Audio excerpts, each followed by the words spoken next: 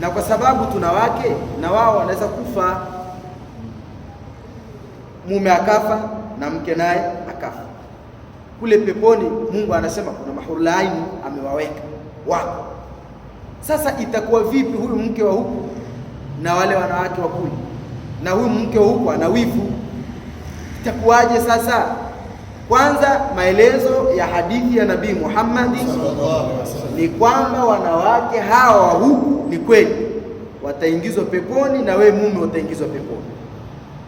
Kwa hiyo utakutanishwa na mke wako huku, kama alikuwa ni mwema na wewe ulikuwa ni mwema utakutana naye, lakini hali ya wivu Mungu ataiondoa, itakuwa tena hakuna habari ya wivu. Kwa hiyo wivu hautokuwepo, wivu itakuwa hakuna. Wivu ni katika madhaifu ya ulimwenguni ambayo yamo, tumeelewana vizuri. Lakini pia ongezea kwamba hii mili tulionayo hapa si ya kule, itakuwa ni tofauti kabisa, itakuwa ni mili ya tofauti sana. Na moja katika mapungufu walionayo wanawake huku ulimwenguni ni kwenda ada za mwezi, kila mwezi wana ada zao za mwezi, ndivyo sivyo? Kule peponi hakuna hizo habari. Kwa wivu na madhaifu mengine yote yatakuwa hayapo.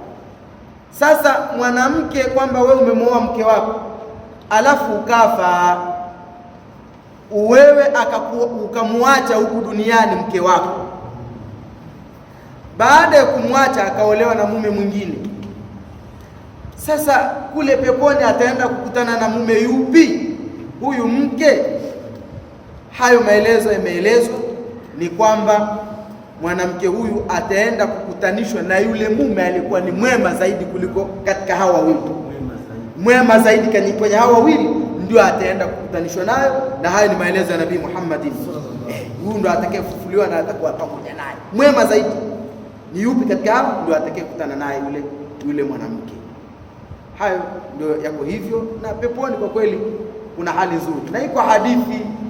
Pepo ni nzuri jamani, pepo ni nzuri.